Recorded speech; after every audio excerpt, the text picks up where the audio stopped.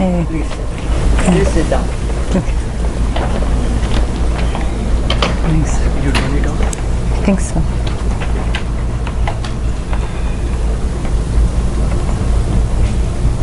Okay. Good morning, everybody. Thank you for coming.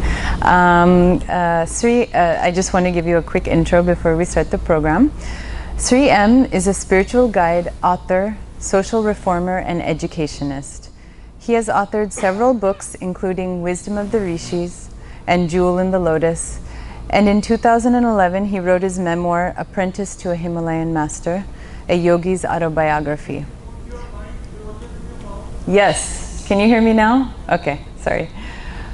Which became an instant bestseller. His transformational journey from a young boy born in a Muslim family to a living yogi is a fascinating story symbolized by single-minded discipline and dedication.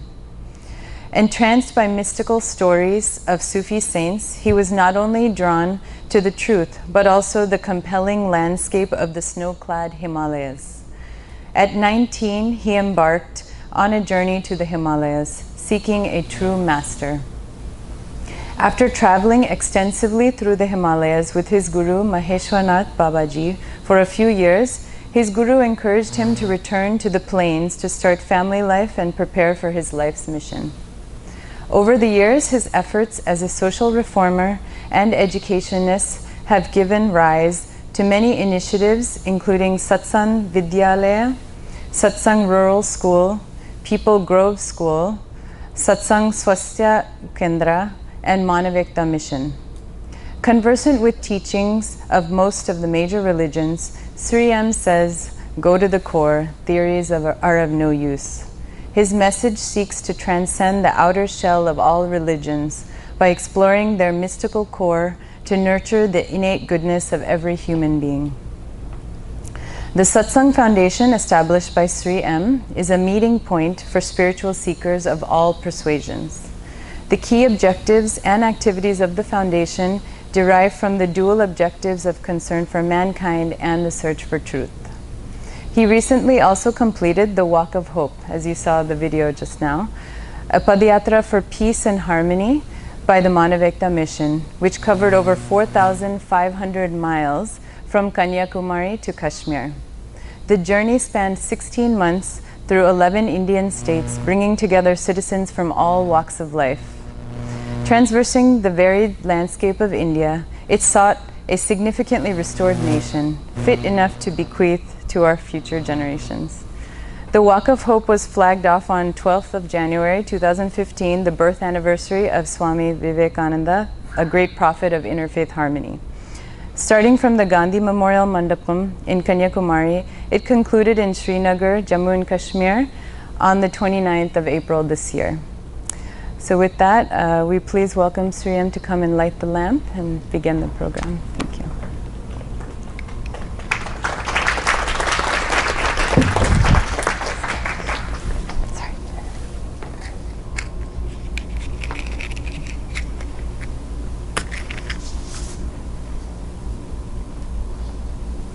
How many teas? Just one. You want more? No. Okay.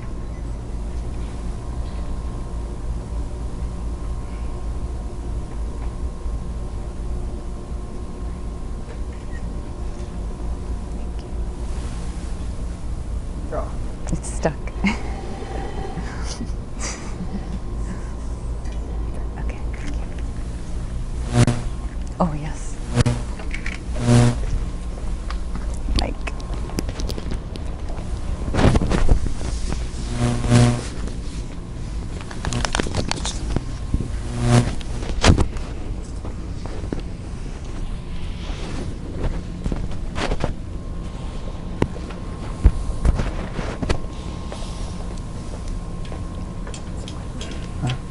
Sure.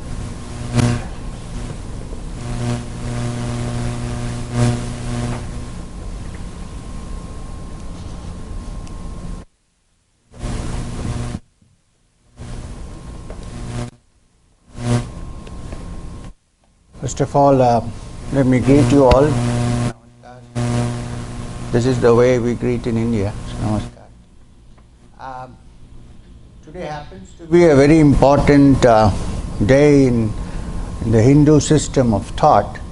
It's called Vijayadashmi today, where Vijay means victory and Dashami means the 10th day. So this is the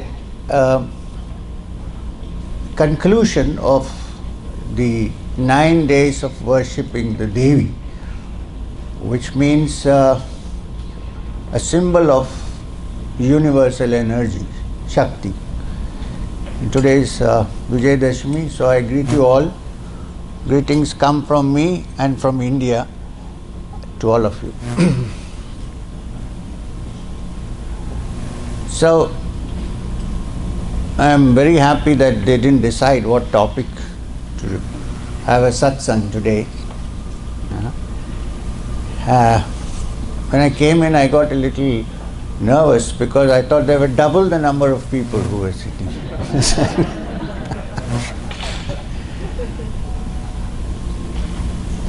So let me start with a sloka from the Vedas, which is used before you start a satsang.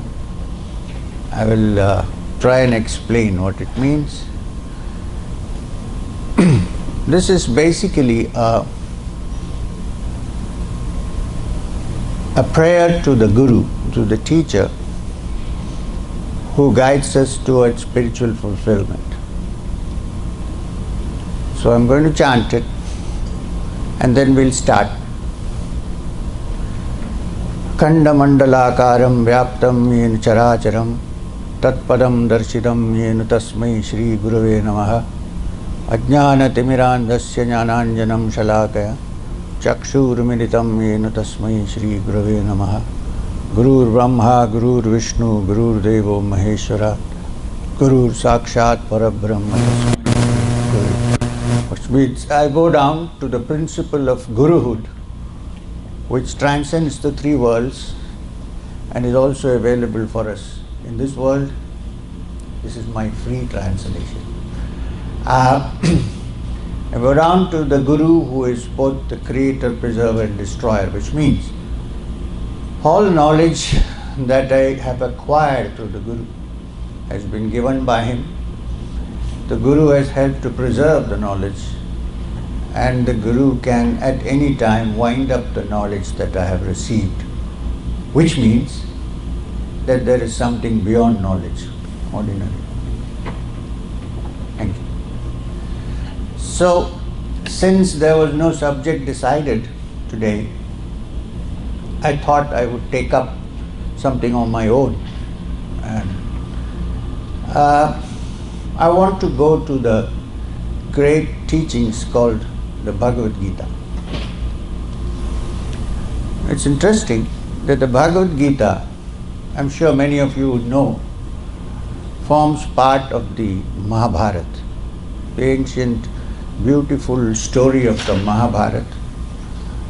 Part of it, which is called the Bhishma Parva, is where the Bhagavad Gita occurs. And it's called the Bhagavad Gita. You know, when you say Gita, in Sanskrit, a Gitam means a song. You can't talk a song, you can only sing it, the Gita. So it's called Bhagavad Gita because it's considered to be the song of the Lord. In this case, Krishna. And it's very important and very pertinent that somebody would say, why is it called a song? Why can't it be prose? Because when you read it, it sounds like it's just words put together. The reason is,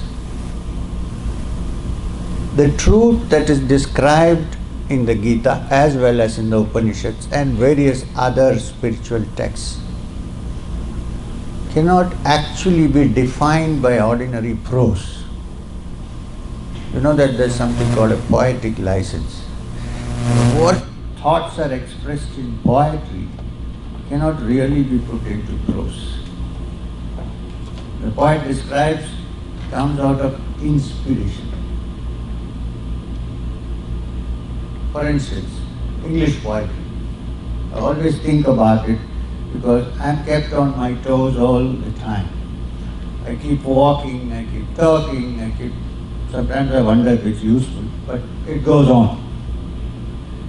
And every time I think of these 4 lines from a beautiful poem, I am using this as an example because you can't really convey this through prose.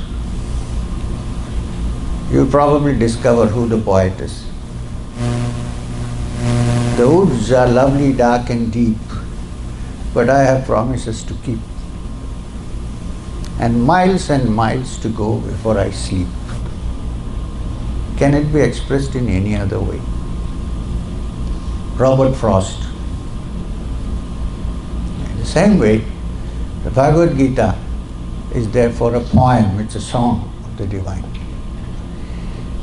It has 18 chapters, and the great importance of the Gita is that it declares that there are different ways to find the truth. Probably it's the oldest scriptural text that we have in our possession, which declares that there are different ways to the truth. Like the story of the elephant, which we discussed yesterday. There are different ways of viewing. You may be right, I may be right. We could all be right, and in the absolute sense we may be wrong.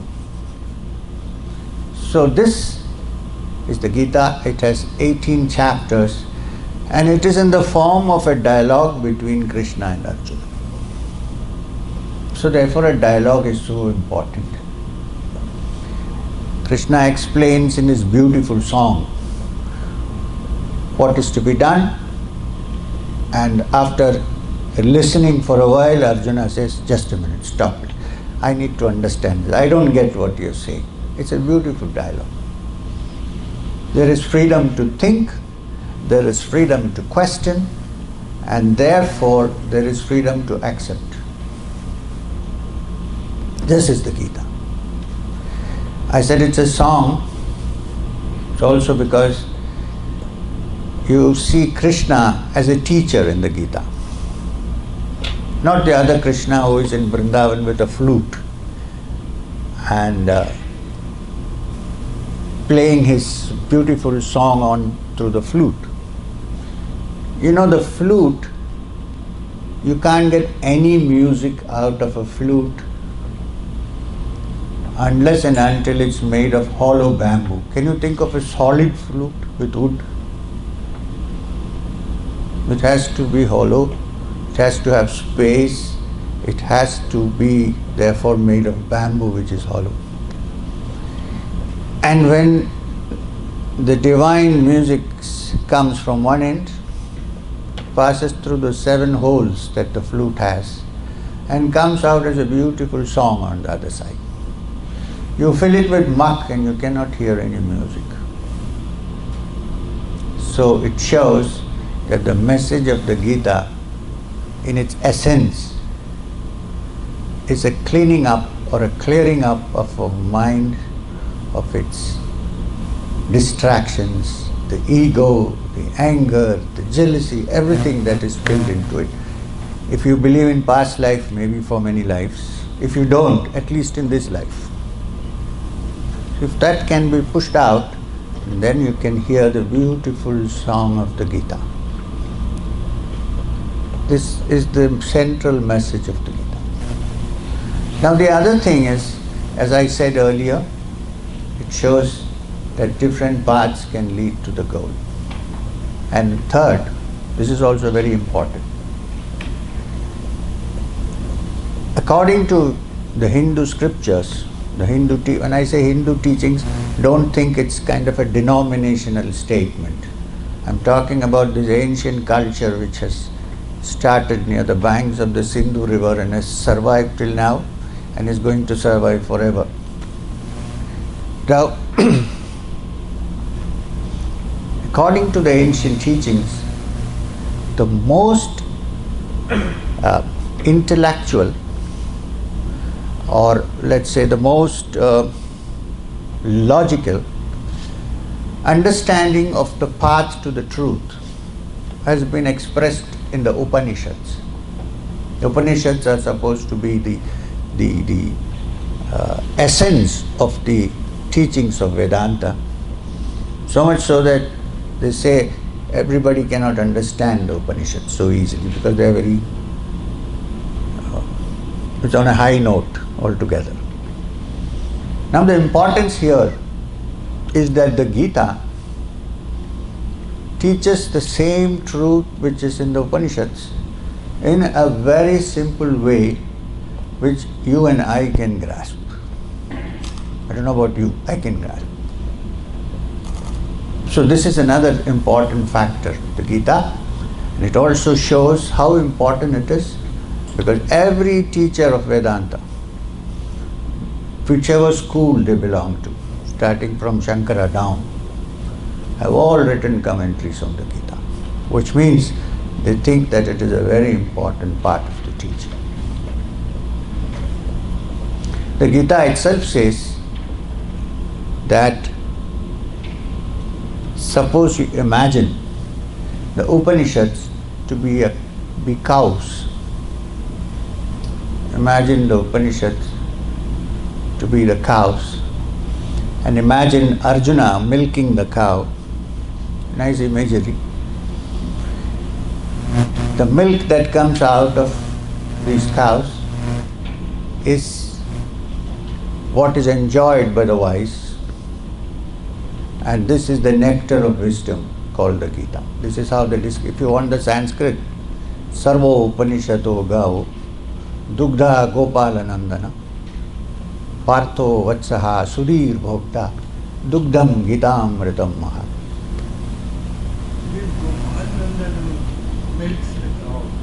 Sorry, go for it. Arjuna is considered to be the calf. Partho Vatsaha means the calf, the young cow that hits the udder with its head. Yes. So thanks for the correction. No, it's I also need to be reminded sometimes. So this is the Gita. So it should be the essence of the Upanishad. Now, I said it has 18 chapters. Each chapter is an approach to the truth. And the first chapter of the Gita is called Arjuna Vishada Yoga. It is a yoga of Arjuna's sorrow or disillusionment or indecision. Vishada can be translated in Sanskrit is such a language that one word may carry innumerable shades of meaning. But you can generally call it the chapter of Arjuna's sorrow or Arjuna's insecurity or Arjuna's indecision. And that's where it starts. Therefore, I think it's meant for all of us. Because at some point or the other, sometimes, most times in our life, we are in the same role as Arjuna. We don't know where to go, what to do. Should we take this decision? Should we move forward? Should we not? And sorrow is always with us. We may have a little joy, but just look around the corner, something is lurking out there. I'm not making you frightened. It's there, it's a fact. So therefore, one who begins the inquiry into the truth begins the inquiry because he finds there's so much sorrow here. There must be something where one can be free of it. Perhaps the truth will lead us to that. This is the intention. So therefore, the first chapter is the chapter of Arjuna's sorrow or indecision. Then Krishna guides Arjuna through the whole maze and comes to the next chapter, which is called Sankhya, and then Karma Yoga, and so on and so forth. Now I want to discuss this is because when you come to the 12th chapter of the Gita, it's called the Yoga of Devotion. Now, you have to keep this in mind that every chapter of the Gita is called a yoga. Arjuna Vishada Yoga, Sankhya Yoga, Sannyasa Yoga, Dhyana Yoga, which means there are many kinds of yogas. Not only the variety where your head is down and your feet are up, but so many varieties of yoga. Yoga actually means the way towards the truth. It means to bring together the little eye with the big eye, so that the little eye disappears and there is only the big one left. Yoga is also defined as Chitta Vritti Nirodha, removing all the distractions of the mind stuff. So the whole of the Gita, starting from Arjuna's sorrow, is an attempt to remove the muck that gathers in our mind stuff and make it clear, so that I won't go so far and say merge, at least we get a reflection of the truth, let's put it that way, before we become too ambitious about it. So, this movement of the mind towards the truth comes through different chapters, and then in the 12th chapter comes a very crucial chapter which is called Bhakti Yoga, the yoga of devotion. Now, many people have this question: why would Krishna wait till the 12th chapter? Or if you don't want to think of Krishna, why would Vedavyas, who wrote it, wait till the 12th chapter to talk about bhakti? If it was so important and if it was so simple, why wouldn't it start with the first chapter? Now I'm going to look at this. We are going to look at the reason now. Why? As I said, the first chapter is Arjuna's sorrow. We are all faced with it. In fact, in Hindi we have a beautiful saying, Dukh mein sumiran sab kare, sukh mein kare na koi. When you're happy, you don't need to think of God or truth or anything, you just enjoy. There are pubs, there are discos, everything. It's only when sorrow strikes one that one begins to think, oh God, is there something more to this? Then you begin Simran, Narayana, Narayana, or whatever you use. Vaheguru, Vaheguru. So, from there, why would one wait till the 12th chapter to talk about bhakti when it could have been done in the first chapter? If it is so important. I think it's very important. In fact, whenever people invite me to a new place to talk on the Gita, I insist, let's start with the 12th chapter. The reason is, look at it carefully. Till the 10th chapter, till the 9th chapter, it's a straightforward dialogue between Krishna and Arjuna. Krishna says something, Arjuna says okay, or he says no, let me discuss this. Krishna says meditate, he says you're saying this, meditate, how can I meditate? I can control the wind, but I can't control my thoughts, how am I? And so on. They are on equal terms. First of all, they are of the same age almost, and they're great friends, they're relatives. So even though Krishna says, let me guide you into the battle, and becomes his driver or chauffeur or whatever, but they are good friends, at par. In spite of the fact that Arjuna knows that this man sitting in front of me may be my friend, but he's not just an ordinary, but it's still one-to-one. Then comes the 10th chapter. Suddenly, Krishna, the charioteer, the chauffeur, changes his tune and suddenly starts saying that among the immovables, I am the Himalayas. Among the mountains, I am the Meru. Among the Munis, I am Kapila. Among the Vedas, I am Samaveda, and so on. Now for a second, Arjuna is shocked. I thought this was Krishna, son of Vasudeva. My good friend from early times, we were at such close terms. Suddenly he says, I am the mountain, I am the Meru, I am the Himalayas, I am So there is a little complete confusion and Arjuna doesn't know what's going on. And confusion is worst confounded when in the 11th chapter there is something called Vishwarupa Darsana. Suddenly Arjuna opens his eyes and sees that what is sitting before him is not this son of Vasudeva, but something greater. Like the whole world seemed to revolve and come out of him, but it's a shock. So what's happened is, till this moment, logical, rational structures were being followed. Arjuna thought that he can solve the question of truth with his little puny brain. And then suddenly the shock when he realizes that all his so-called careful structural thinking has been broken to pieces. Nothing is left. How can this man be that which I can't imagine? All he can say is, oh, you are the ancient, Tvam Adideva Purusha Purana. There's nothing else he can say.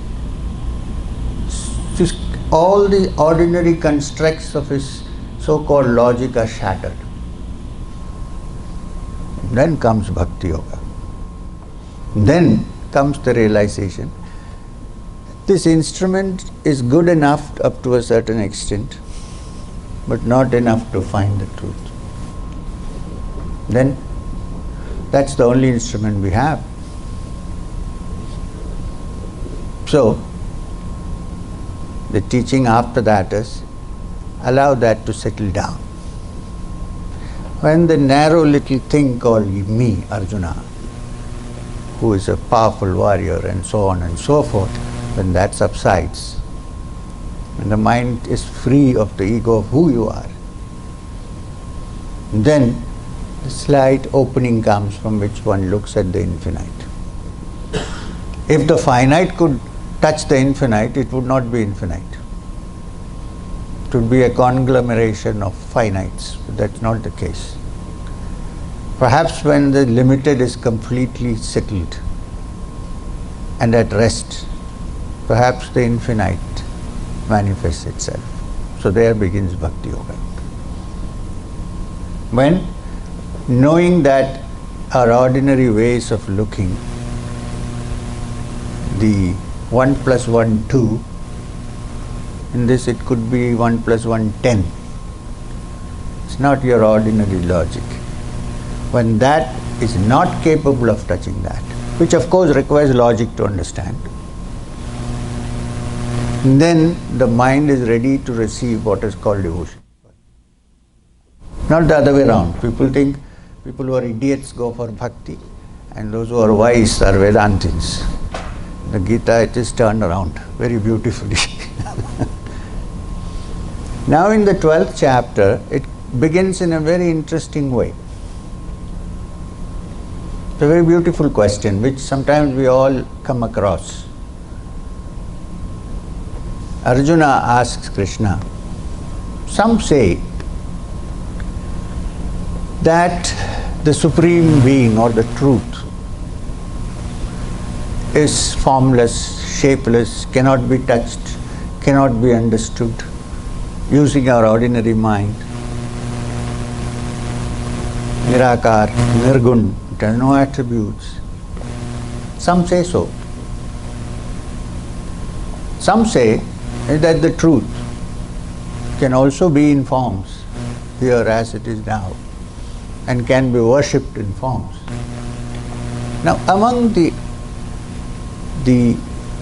aspirants who follow this path and that path, which is those who think that the Supreme Being is formless and cannot be sensed by any shape or defined, and others who think that they can be defined in whatever shape we are familiar with, like Krishna or Brahma or whatever.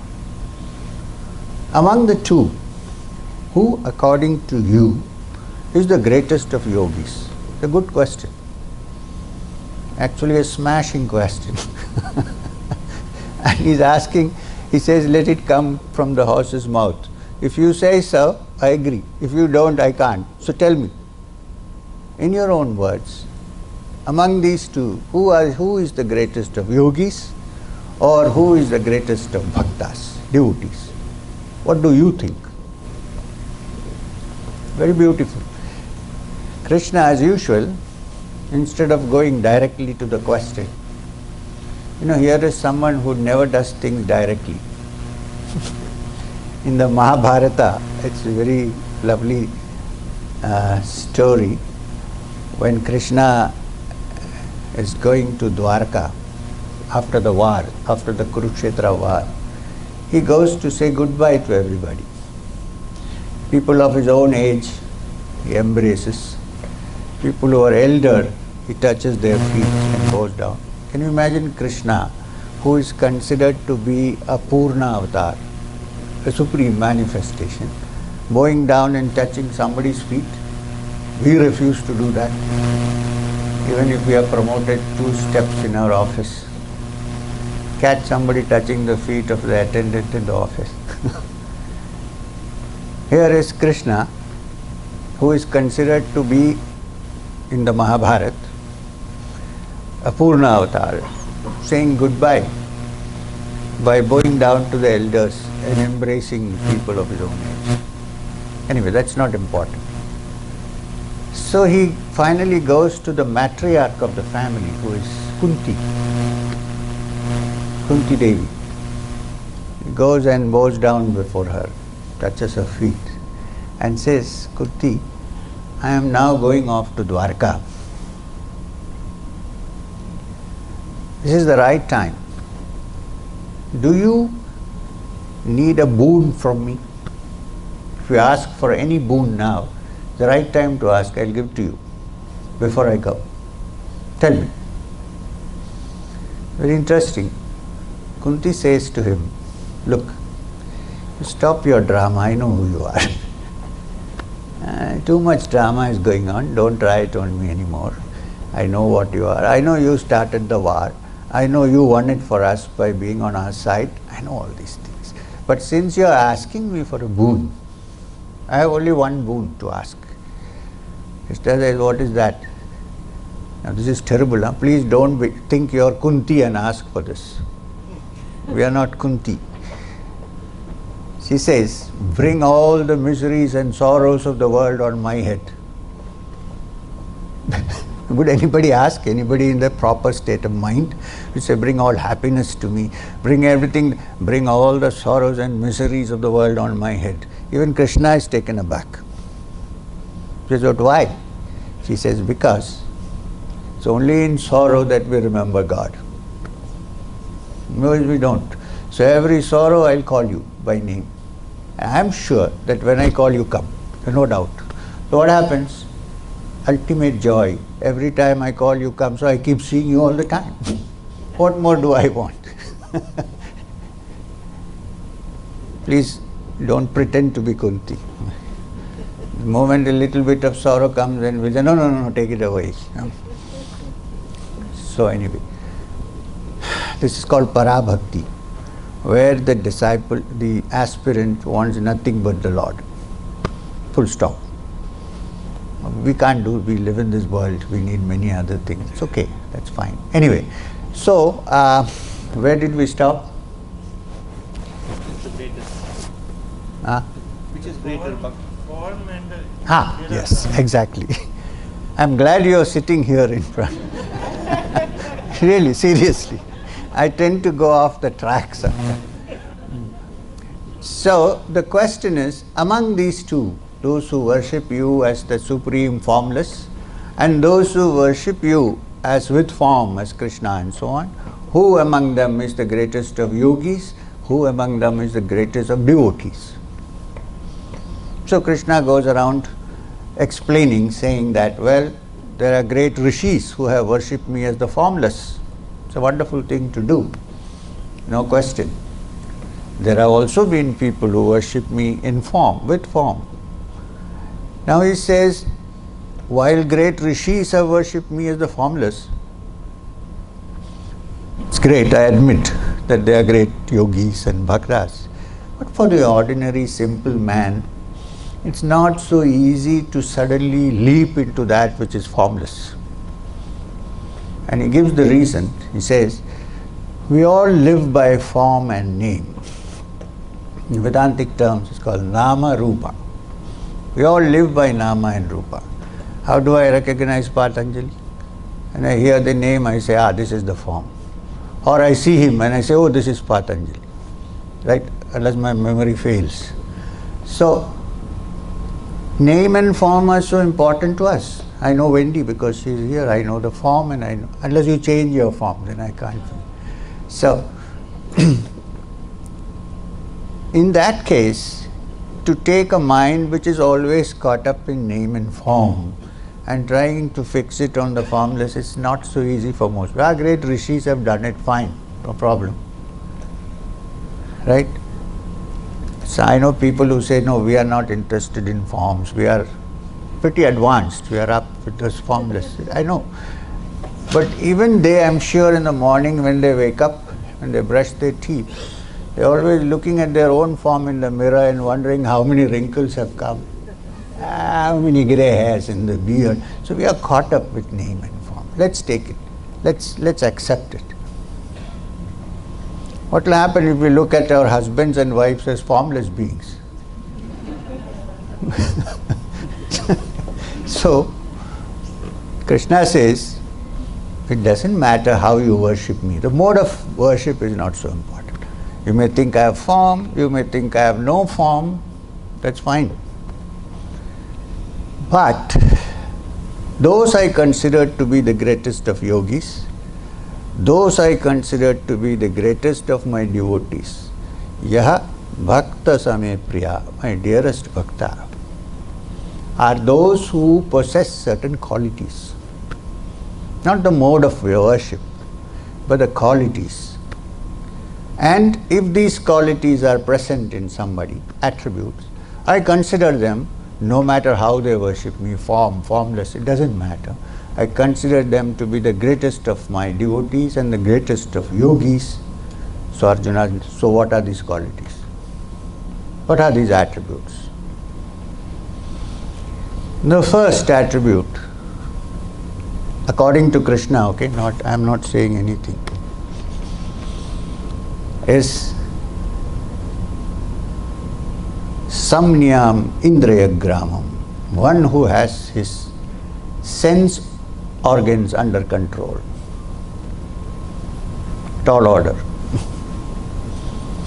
One who has all his indriyas under his own control, his sense organs. Normally, we allow ourselves to run away with the senses. We are not saying one should not indulge. There are needs to indulge in the senses. But the senses don't take you. You guide the senses. One who can control. Now when you say control your indriyas, that includes hatred, anger, because all anger, hatred, everything comes about through the senses' desire to fulfill something.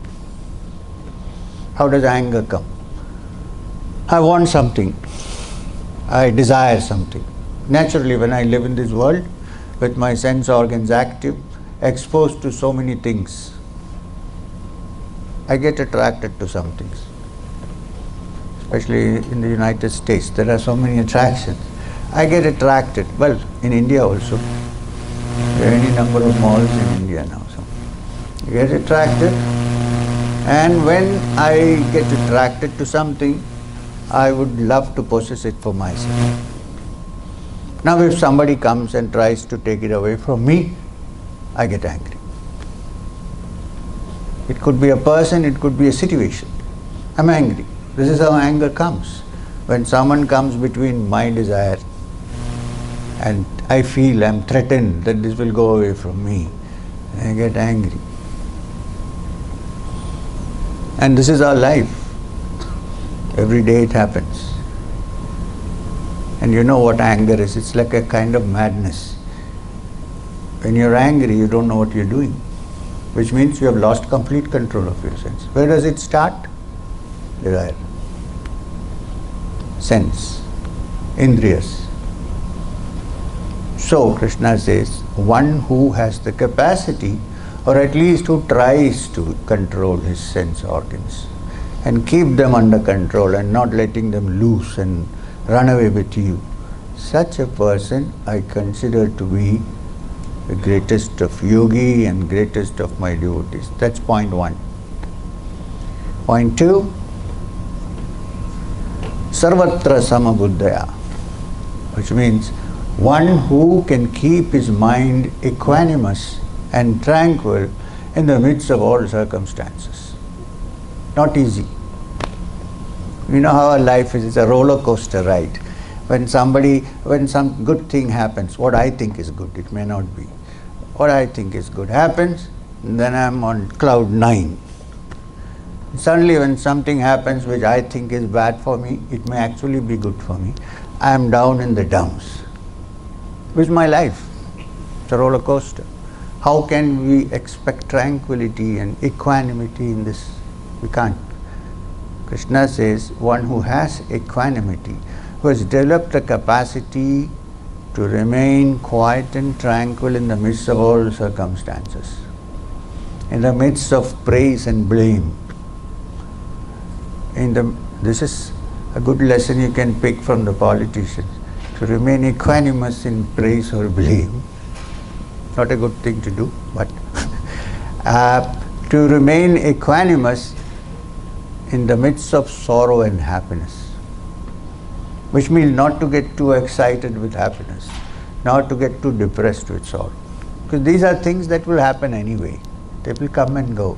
You don't have to be caught up with it. In fact, in the next chapter it says, next sloka is Tulya Ninda Astutir Mauni. The great yogi or Muni is one who considers praise and blame as equal. In fact, I think blame is sometimes better than praise, because with praise it's like flattery, you get caught up in it, and sometimes you begin to believe it. If suppose every morning, early morning, 100 people come in front of my bed and put their hands up and say, "You're God," what happens? After 100 days I begin to think I'm God. Praise, flattery.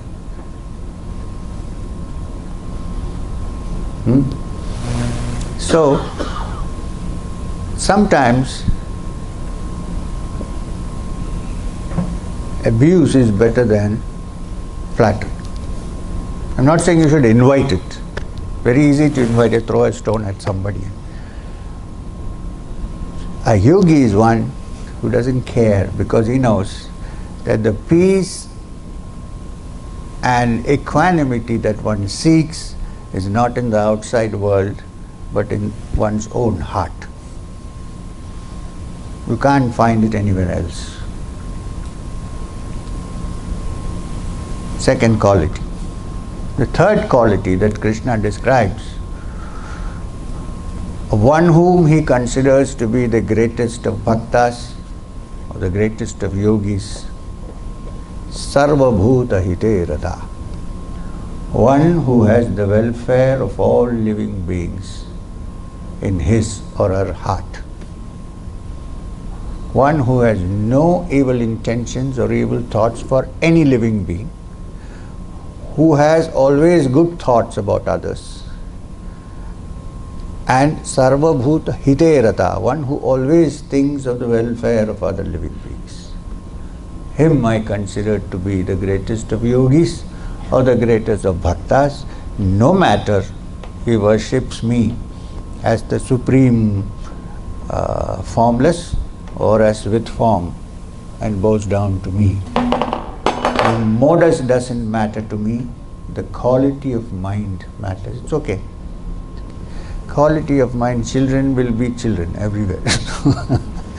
So, this is the message of the Gita in the chapter 12 called Bhakti Yoga, and I think it applies to every single human being, cutting across caste, creed, religion, race, because we are all human beings. We have our own human nature. And if we can change our human nature and make it better, kinder, more compassionate, do good to others, keep your mind quiet, be equanimous in the midst of circumstances, then we are moving towards the truth which the Gita teaches. Thank you very much.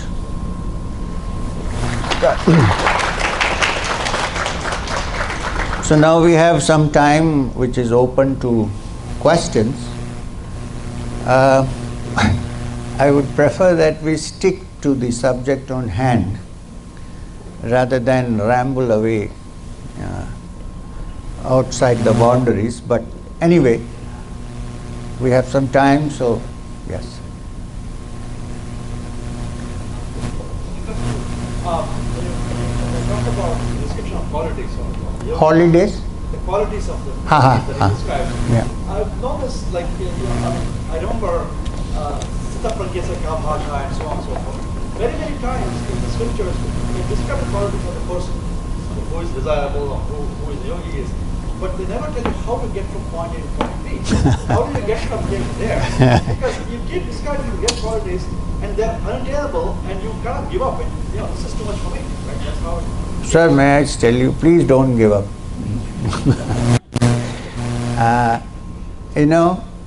There are two ways of looking at it. One is, consider these qualities which are described as those which one need to exert oneself to arrive at. That they won't come naturally. Because we are accustomed to living a life in a completely different direction, right?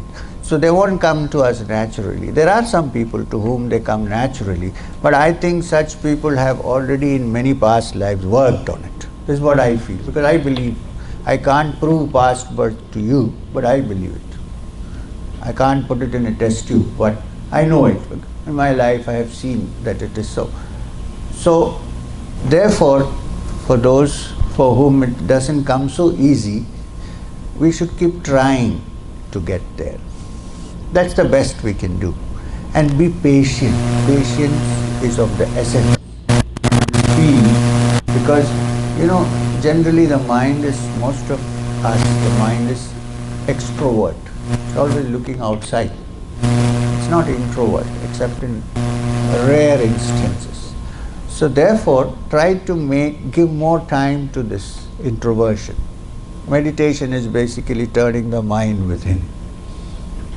Now, but there is a silver streak here, which is, once somebody starts enjoying the inner, even to a little extent, there is a great ecstasy inside. When that is tapped, when that is touched even a little bit, then it becomes easier to draw yourself out of this imbalance. The moment you feel imbalance, you withdraw into yourself. This is not a depression state, please. It's a completely joyful state. So, I can only tell you that we have to keep trying on and don't let it go. Be patient till it comes. It of course helps if you have somebody who keeps tapping you on your shoulder and says, don't worry, carry on, don't give up. That's where the Guru comes into the picture generally. But if the intention is there, I assure you at some point you're going to succeed. Don't let that intention slip away from you. Sir. Thank you very much for this great guidance. You mentioned early on about Indriya, controlling the senses. Guide us a little more. Okay. Now the best way to explain this would be to go back to, like yesterday I was referring to the Jain philosophy. The very beginning of that teaching, which is of course there in all teachings, Sankhya, Yoga, Vedanta, is restraint. You can't start with cutting off, but you can start with restraint.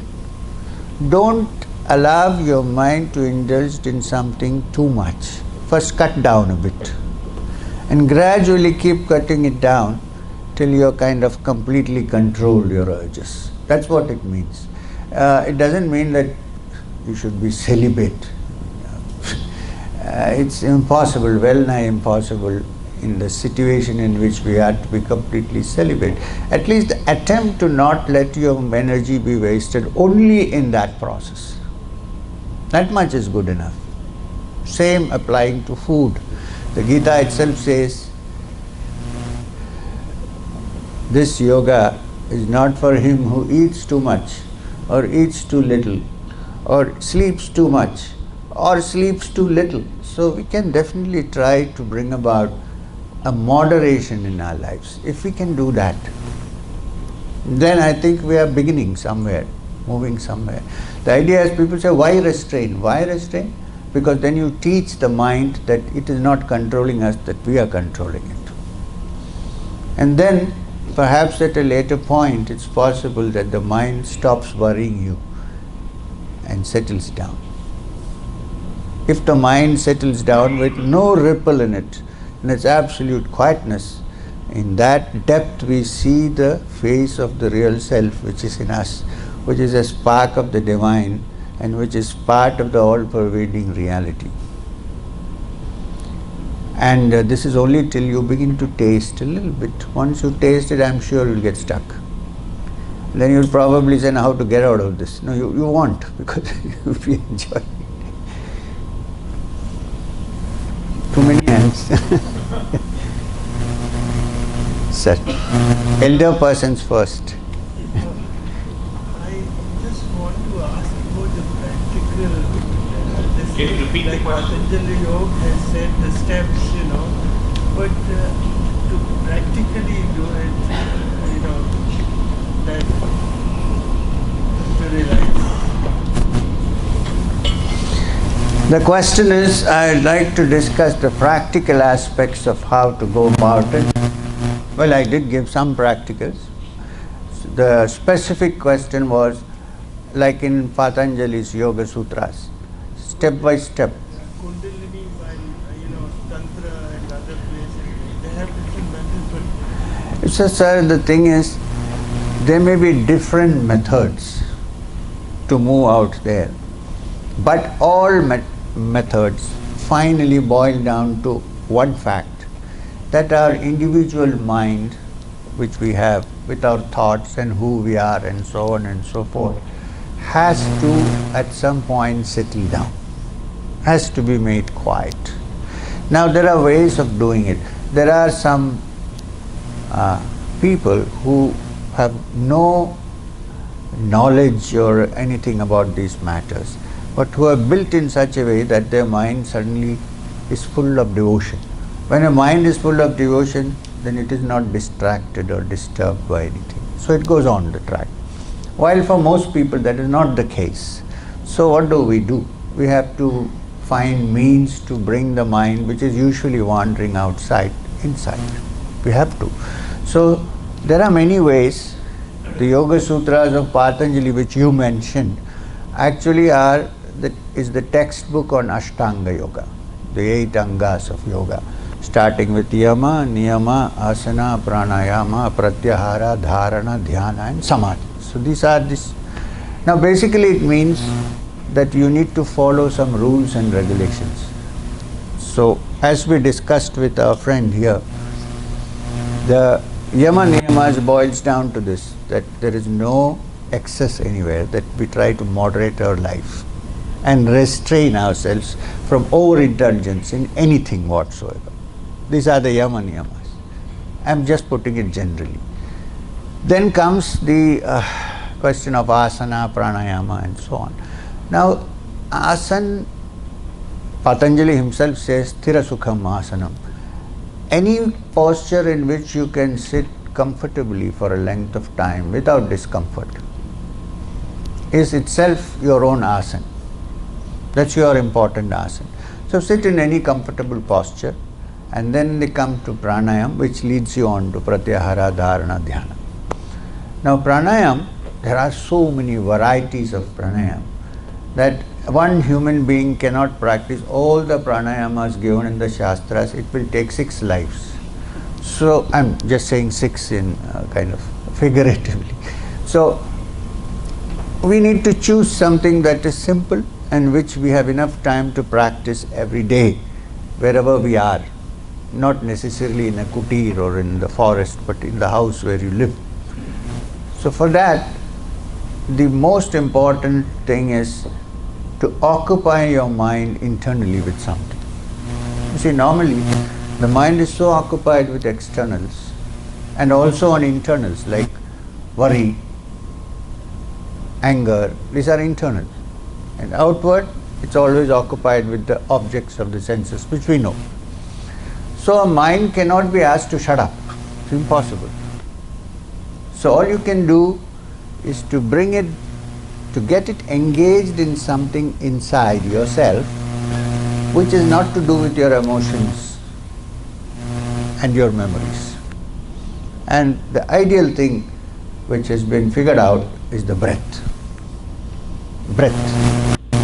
So therefore, if you learn some way of coupling your mind with your breath, then it's possible to get your mind occupied inside, so that gradually it learns to come out of the outward problems and get inside. Once it is inside, then it's on a good track without distractions, and then the next steps come by themselves. So for that, there are many kinds of breathing exercises called pranayam, but the simplest one is simply to follow your breath. Yesterday also I discussed this, which means,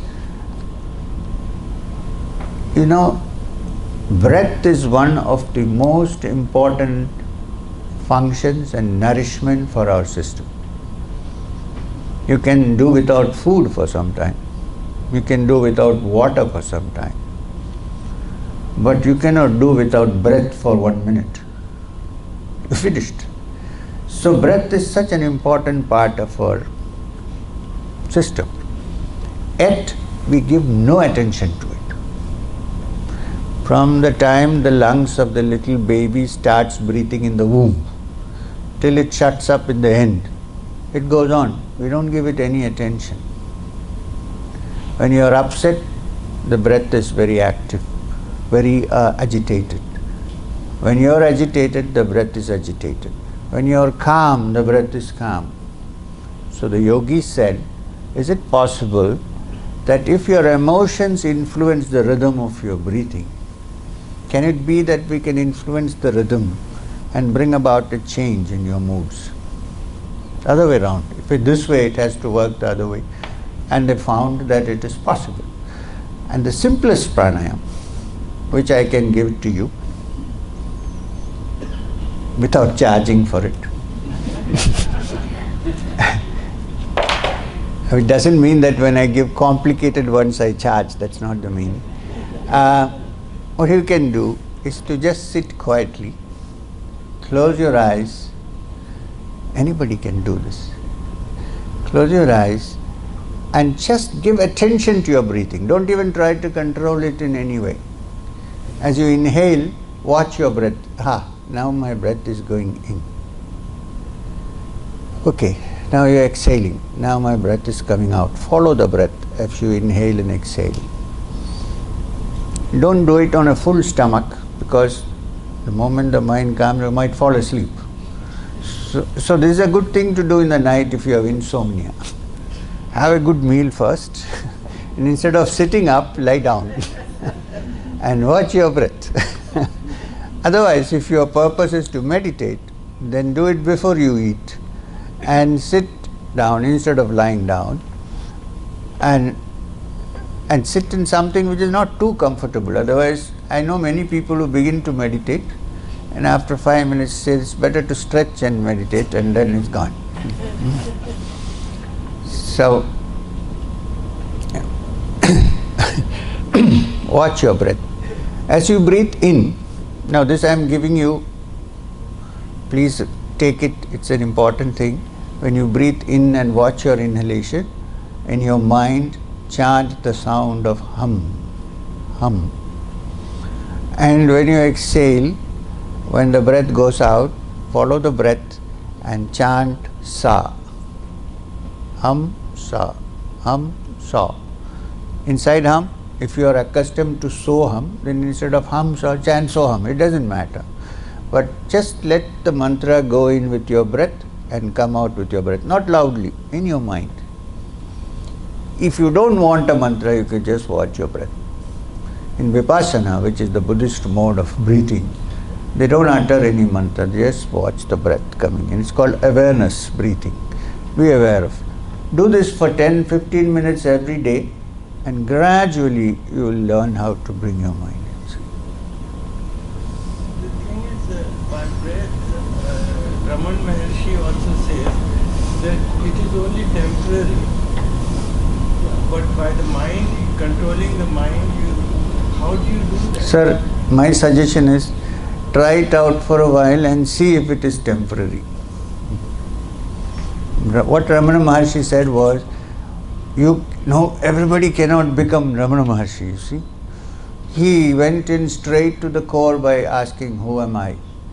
Most people ask, who am I? Come out with the answer, I am Bill or I am Raghav or somebody like that. So, you go, not he. So go deep within. First, you have to come from outside to the inside, right? So start with watching your breath and going in. Gradually through practice, one would even get rid of that and be within oneself. But along with that, side by side, also make sure that in your daily life, live a life of moderation. Don't indulge too much. And don't suddenly start fasting. Then that's the best way to get away from the spiritual path. Because people have these extreme things. One day they are eating 10 meals a day, and the next day they say, I am becoming spiritual, and start fasting for 2 days. It will break in no time. Because the mind revolts. A mind which was accustomed to 10 idlis and 2 bowls of sambar or whatever, suddenly breaking, I mean, it's not possible. So that's why moderation is so important. So gradually, by and by.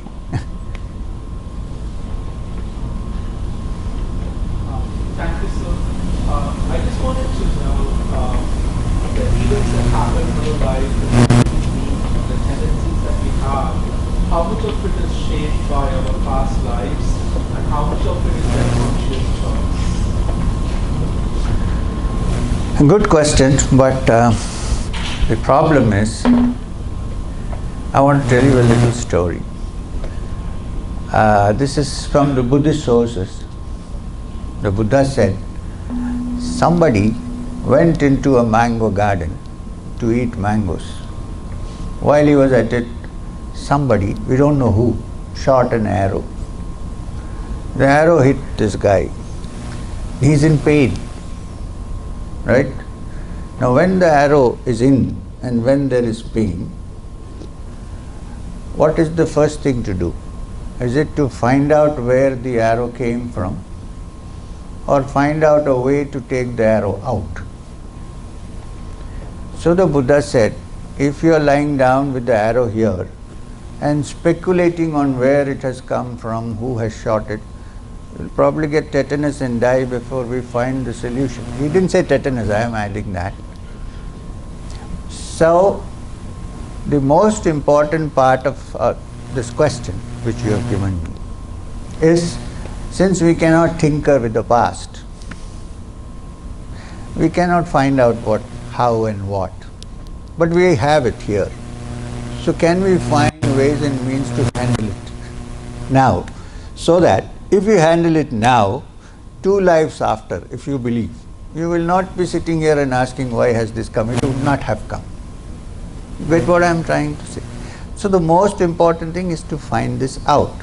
And I am positive that if you find out and get rid of the pain, and all the different systems of spiritual practice have been designed to get you out of that, then you would be developed and evolved enough perhaps to find out the source, not the other way around. You get what I am trying to say? Sir? No, behind. Yes. Yeah. Because you put up your hand. Okay. Happy Navratri.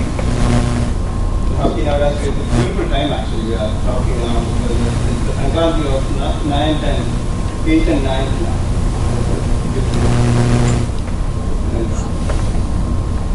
I wanted to say, I wanted to ask two questions. One of the questions is like, in Mahabharata, Can we stick to one?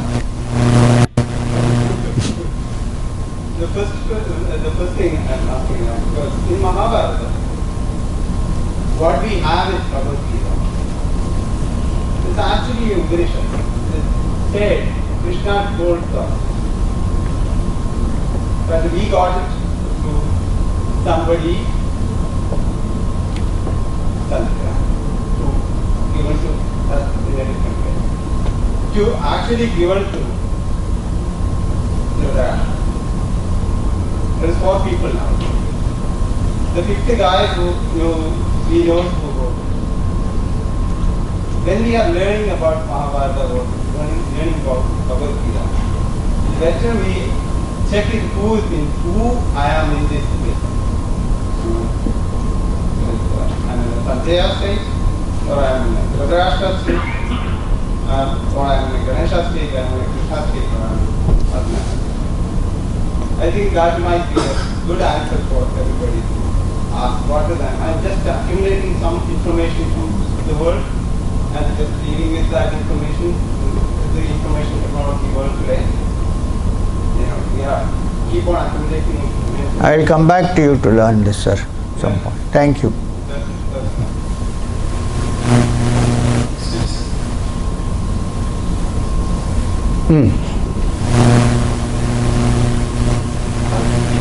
I'm curious,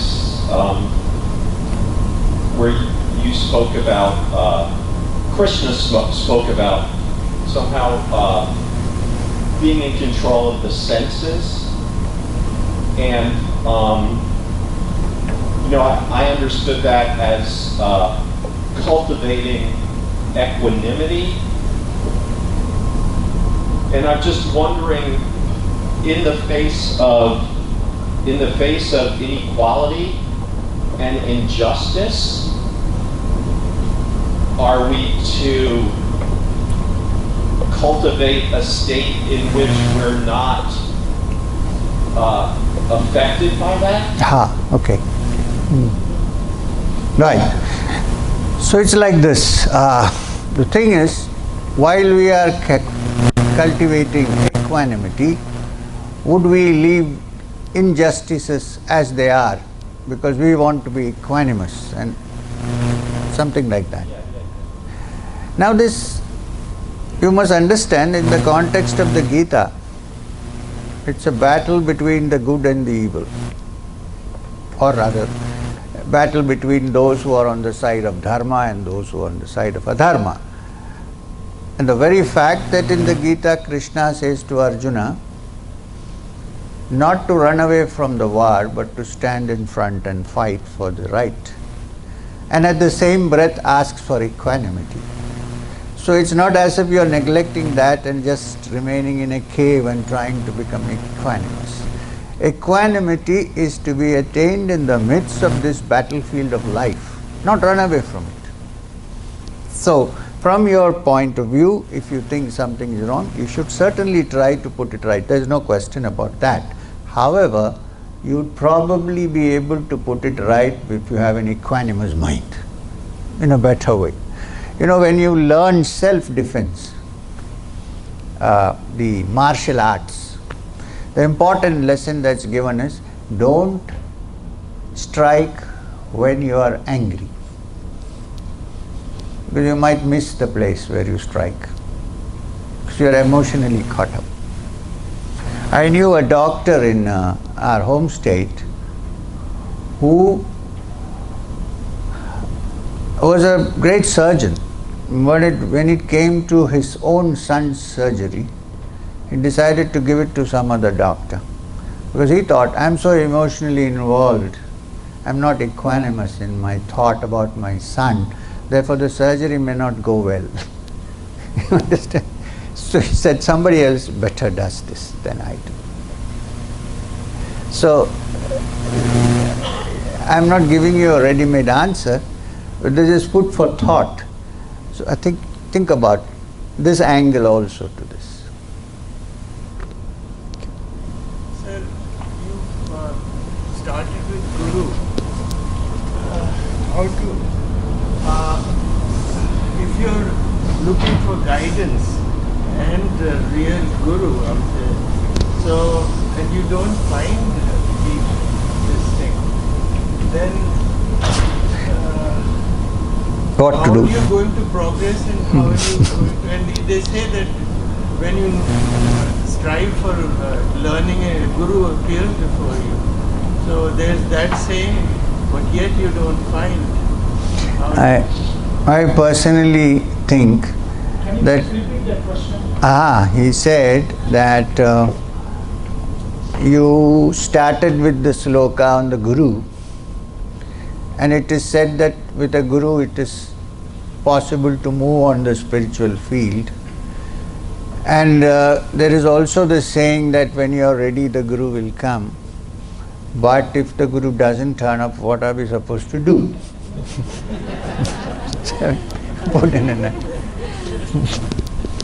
So I can only say this, that in my life, when I intensely wanted to have a teacher, and when my intention for finding the truth was the most important part of my life, I had no other interest, then the Guru did turn up. This much I can vouch for, that he did. So I also had this experience, but after that I'm left in the limbo. Why did he leave you in the limbo? Everybody is gone and you are just continuing. How will you progress? Sir, I am saying that if the Guru has given you some instructions, and if you found somebody, you stick to it. Don't go around now looking for others. You stay with that. The progress, you feel that it's not happening. So let's put some more It's effort. stagnant. Let's put some more effort into it. Let's continue with it. Maybe the thing is, this is not such an easy thing anyway. See, what happens is when there is a teacher and when there is a lot of activity around, one is caught up by it and one thinks one is progressing. When that is out, then there is nothing left and one sees one is stagnant. So the main thing is to go back to this teaching, whoever you have got it from, leave away all other things, stay with it. Now too you can afford to just sit down and do only that. I'm sure you would have retired or, yeah. So retirement is the best time to get into this. So I think you should pursue it more, it will happen. Can I sort of ask you for guidance? Us or you? Us or you? I beg your pardon. You said, can you guide us? Me. Ha. Can I ask you Sure. for guidance? If you consider me, how old are you, sir? 77. So if you consider me, who is only 68, to have the capacity to kind of help you out in some way, then I am ready to accept this. But you will have to keep in touch for this. And since I don't live in the United States, I go away in a few days. So there are emails nowadays. There are there are emails.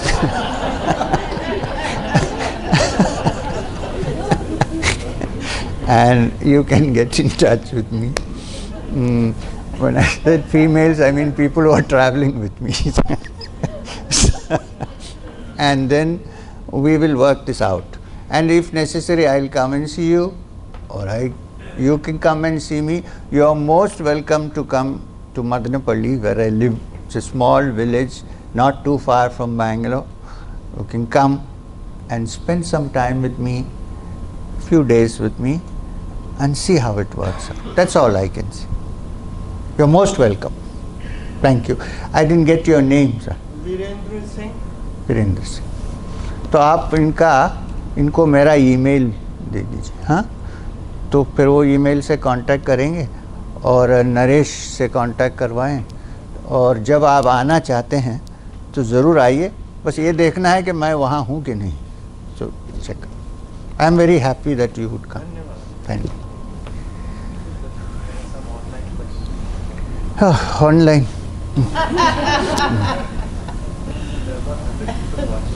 100 online questions? Oh, okay. But there are people here who are in front of us. Sorry, sir, I'll just check this out. So there's one question from Mr. Pankaj Kakkar. Question is, Arjuna had Krishna to aid in the search of truth. This Pankaj Kakkar has gone off his mind. What? Yeah, Arjuna had Krishna to aid in search of truth. You had Maheshwarnath Babaji. For us, is there any possibility to go beyond Arjuna Vishada Yoga? You tell Pankaj that if he knows me for some years and if he still thinks there is nobody, there's something wrong.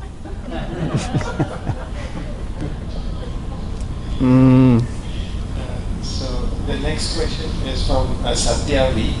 He would like you to say a few lines on Ramana Maharshi.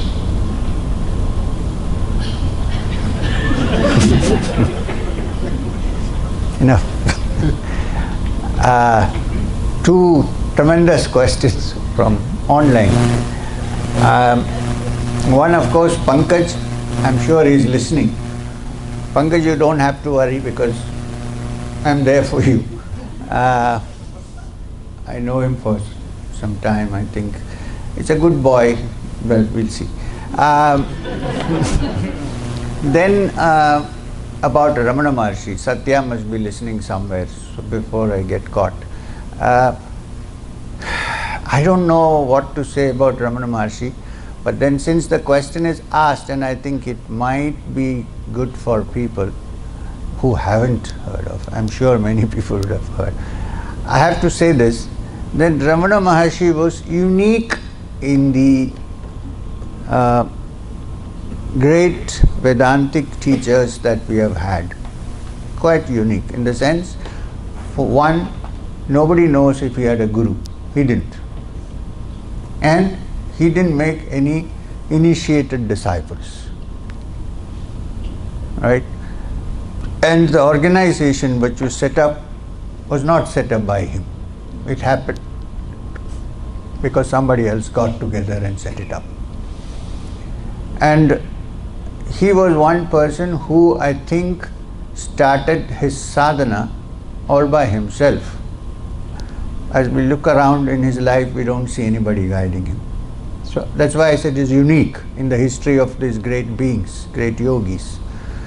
And what happened to him was when he was a very young boy, I think 14 or so, one day he had a remarkable experience. When he was just lying down in his room, he felt that he was not the body. Now people come by it through years of sadhana and meditation. Here, he did nothing. At the age of 14, lying down, he felt that he was not the body. Said the body is dying, they are going to take it to the cremation ground, so he lay down just as dead bodies lie down, like this, straight. And then he realized that he was separate from his physical body and that his physical body was dead, but he was not that body. And then his rest of his life, his sadhana was to figure out, if I am not the body, then who am I? That was his search. Now please, everybody can't do it because we never get that experience at 14. One has to go in different ways. But for him, it happened. And then his next sadhana was he started going deeper and deeper into himself, saying, if I am not the body, then who am I? So after living years in this search, one day he figured out that he was neither the body, physical body, nor the subtle body, nor the mind. He was the essence, which is the witness of everything and which doesn't involve in anything. And in its essence, it's full of bliss. This was a discovery that came to him by itself. And for years he didn't speak about it. He kept quiet. And most of his teaching was just sitting quietly. How long will somebody sit here if I say, Oh, today's satsang is. But Maharishi, most of the time, he hardly talked.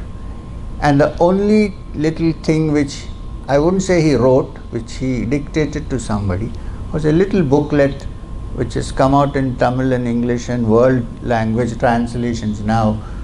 The original title of the book was Nan Yaar, Who Am I?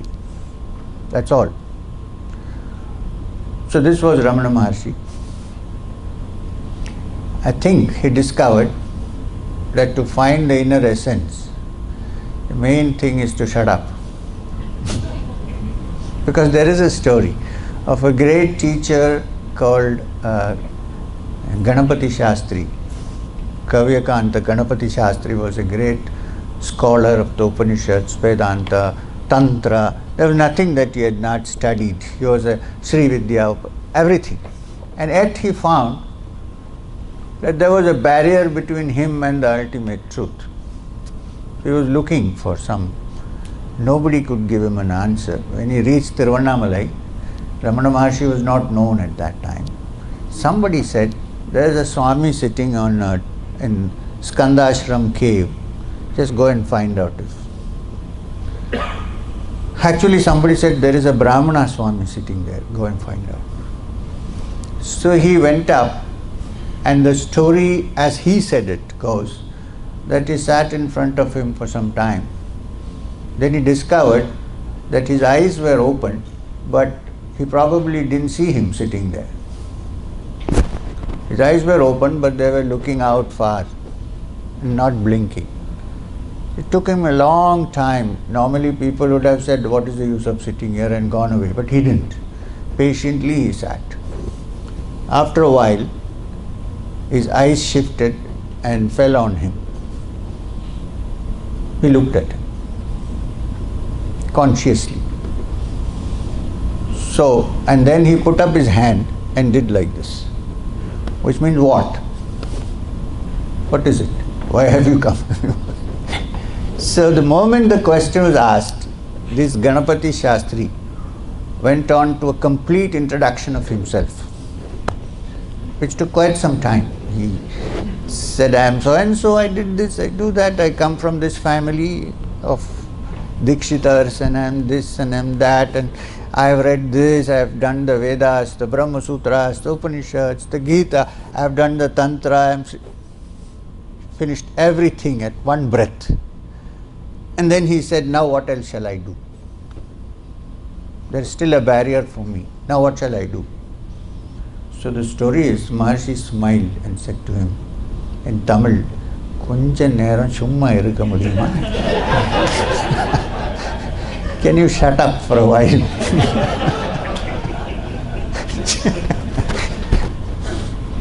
So, and he shut up for a while, and then he got it. And he came down and said, why are you all wasting time? There's a great Maharishi sitting up there. That's how Ramana Maharshi came to become a Maharishi. Thank you, Satya, that's all.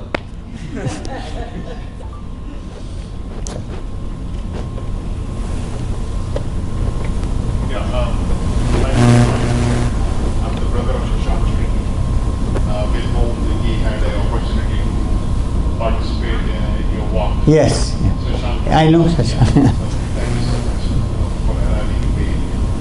So I think my question is like, Shashank and I constantly discuss this topic, and everyone knows this. Growing up in India, watching Ramayana, Mahabharata. The question is about dharma and about dharma. Karam or dharam, जो हमारे जीवन के दो मेरी karam or dharam. So does the human being gets the moksha? Everyone goes to Kailash at the age of 70, do the mantra around the Mansarovar and pray to Mahadev ki moksha mil jaye, और वापस नहीं आना पड़े 70 but he always gives a return ticket back to us. नहीं जाओगे, you haven't done your karmas. So there could be marriage, kids, grown up, education, everything. Does it completely, is it the part of our life, dharam and dharam? And there is no other way even if we fulfill all our responsibilities, what is the absolute guarantee that I'm not going to get a moksha or I'm going to get a moksha? Thank you. This is a very complicated question, sir. I can only tell you this much, that karma, nobody can remain without doing any karma. Karma is the natural instinct of the human system to act. You can't remain, even if you want, you will be doing something. Therefore, the scriptures have said, do that which is good to others and good also for you to survive. This would be proper karma. It shouldn't be that because I want to survive, I will do karmas which are harmful to others. Then that kind of karma is considered adharma. And the karma which I do, keeping in mind that while I have to live, I should not also step on other people's shoes, and that if I am in a situation like I have a family and children, I will also look after them. Now that is called following your dharma. So karma and dharma, two. Now the question of moksha.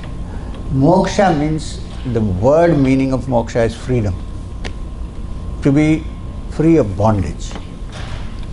Now, while you are still established in doing your jobs, your karma, your dharma, practicing your dharma, when it occurs to you that perhaps beyond this there is something, wherein I realize that all these relationships are temporary, they may go at any time, and then say, is there something which is permanent as opposed to the temporary things that I see? Then begins the search for moksha.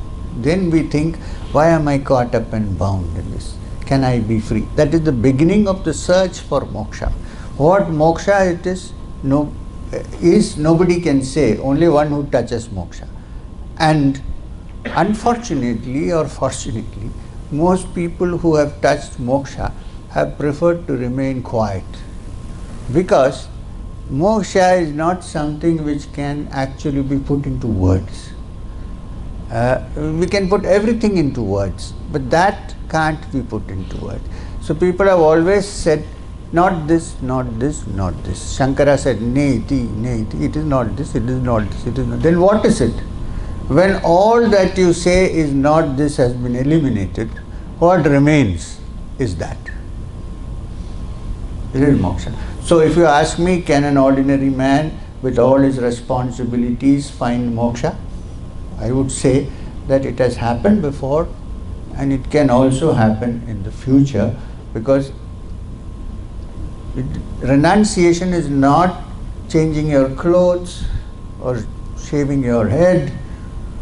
I know friends who have shaven their heads who are not renunciants, or living in the forest. I mean, these need not necessarily be renunciation. Renunciation is the idea that comes into the mind when we say that however much we like to cling, that on which we cling is likely to go from us. So if that is the case, can I loosen the hold a little bit? This is the beginning of renunciation. That probably leads to moksha. Huh?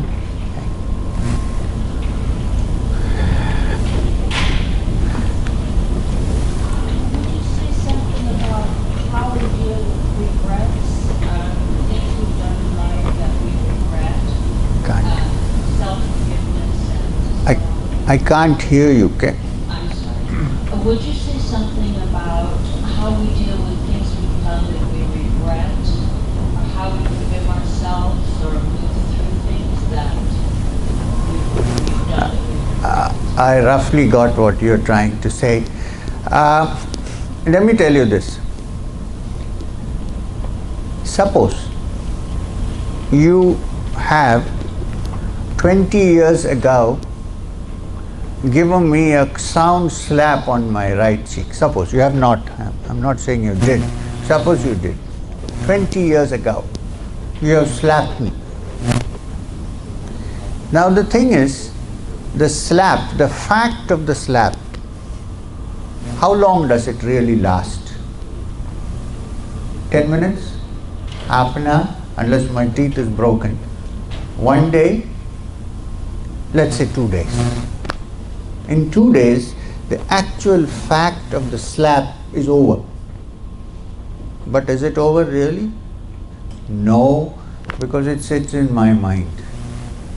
Like a tape recorder, it plays constantly. She slapped me. When can I give her back a slap? It goes on for years and years till it becomes a festering wound. I'm not able to be at peace. When I think, the mountains are beautiful, it's so nice, it says, hey, she slapped me, when am I slapping her back? You see this? So, it's not the slap or what happened. It's that we are carrying it in our memory and stretching it forward and not allowing it to disappear. So the moment we think that is only a tape that is playing and the fact isn't there anymore, we have moved forward. Get it? It's a fact. I mean, this is what I'm saying is a fact. It's only the tape. It's over. We don't live in yesterday, we live today. What is here is the fact for us, not what happened before. But we carry it in our minds. So can we one morning get up and say, here, I open the window and dump the tape outside. Finished. I think 3 repetitions would help. I have tried it myself and I think reasonably I have won. So don't carry the backlogs. See, when you go to sleep every day, it's a mini death when you sleep, right? Why? Because you don't even know that you exist. Do we remember that we exist when we sleep? Yeah, when we wake up, we remember it was a beautiful sleep or not a beautiful sleep. But while you are actually asleep, we remember nothing. We don't even know we exist. Which is why when we are deeply asleep, we wake up rejuvenated, because you don't exist during sleep. You don't know that you exist. If you don't know that you exist, then where are all the hurts and all the everything that has come to us? Nothing exists. So we feel rejuvenated. But the moment we wake up, we bring it back again. So can we wake up every day and think that this is a new day? Needs practice. I think we can get out of it. The other thing is a little difficult, which is, if you have slapped me, every morning I get up and offer a flower to you in my mind and say you have done a good job. You have reformed me. Now this is difficult, it's not so easy, but the other thing is possible.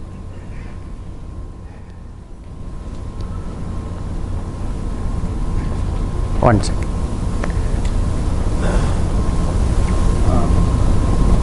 Okay, I can hear you. I'll repeat the question. You are a very rare individual, and the number of people like you in the world is extremely small. So given that, sir, you are a very rare individual, and the number of people like you in the world is very small. So as this Kali Yuga progresses, can we expect people like you to keep coming and helping us? More than that, I think we should expect more of people like me to be there. And when I say people like me, people like you can become people like me. I have no horns, I'm like you. So if I can change, I have this great faith that you can change. And if one person changes, it's enough to change a large number of people. So my hope is that sometime there will be more people, I don't want to say like me, but people who are different from the run of the mill.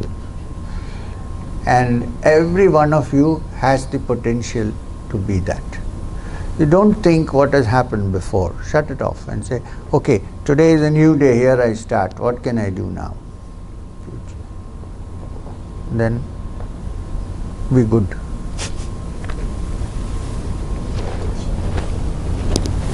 Samay. Okay, I am told by my friend, who even though he is not a renunciant, shaves his head, that he's my guardian, I stay with him, that the program is about to be over, that we have to wind up, we have to go somewhere else. So this shall be the last question, sir. Thank you. So, what I have limited understanding is dharma is very personal, it's not absolute. And in cases where my dharma clashes with another dharma, I kind of say, okay, yogakshema, and resolve it. Where I face a challenge is when I'm in a space when there are two people, as simple as my children, or it could be somebody else, and when the two dharmas clash, and I am not attached to any one particular dharma, so I cannot take sides. I do not know how to react or how to. What should I do in this case? Because both are right in its own way. How to react? That is called, you were not there yesterday, right? We discussed a teaching in the Jain system of thought called Anekanta Veda. It's called Anekanta philosophy, which means you can't say somebody is wrong. You know, that person may be right in his own way, the other person may be right in his own way. So what we can do in such circumstances, especially within our own house, is that we can let them discuss the matter and sort it out without getting violent about it. That much we can do. The Anekanta Vada means, if I look at an elephant, I may have my own view of the elephant, especially if I am blind. But the elephant is much more than my view of the elephant. My view of him will be only my view. He may be more than that, much more than that. Is, always. So therefore, to try to inculcate this understanding in the young, and if they are in your own house, it may be easier to do that than if they are outside. Right? Adults and kids are different. With children I can use my authority at points in time, but with adults... Even with children it's good not to use authority, but rather to get them to discuss the matter. But with adults, it can't be done in a day. I mean, you need to work on it and try to sort it. I'm sure you can. If you have resolved yourself the problem, then it becomes a little more easy to resolve it for others. If our problem has not been resolved, then it is difficult to get it to resolve. I think all change starts here. If I don't change, I really cannot make somebody change. It's very difficult. Thank you, sir. Thank you very much. And I know there were many more questions, but I'm very sorry that we have to go. My guardian wouldn't let me. Thank you very much, Naresh. Thank you. It was a beautiful morning. Sunday morning. You can ask them to send questions. Anybody who wants to send me questions, anybody who wants to send me questions, please email me. My email is available. Please mail me and you will definitely get answers.